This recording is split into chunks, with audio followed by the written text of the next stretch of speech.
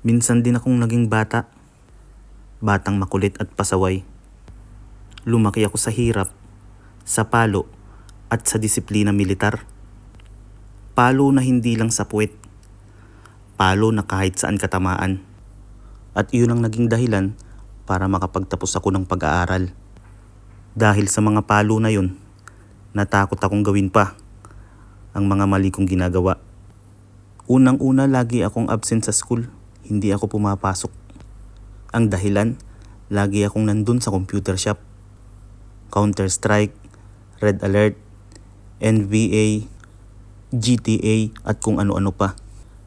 Mahirap lang kami, kaya alam nyo ba kung saan ako nangunguha ng pera?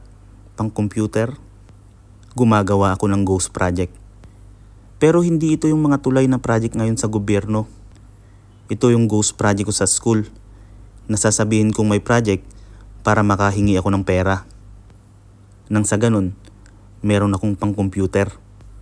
At dahil doon sa katakot-takot na palo na iyon, at sa pagmulat sa akin na hindi pinupulot ang pera, naiwasan ko lahat yon at nakapagtapos ako ng pag-aaral. Siguro kung hindi doon sa mga palo na yon, hindi rin ako nakapagtapos ng pag-aaral. Hindi siguro engineer ang dati ni Jasper ngayon. Nang nagsimula akong harapin ang totoong laban ng buhay, habang nakikita ko ang iba kung gaano kahirap ang trabaho araw-araw, doon ko naiisip na kung hindi ako lumaki sa palo, hindi siguro ako nakapagtapos ng pag-aaral. Hindi sana ganito kadali ang trabaho ko. Hindi sana ako engineer ngayon na mas madali ang trabaho kaysa sa iba.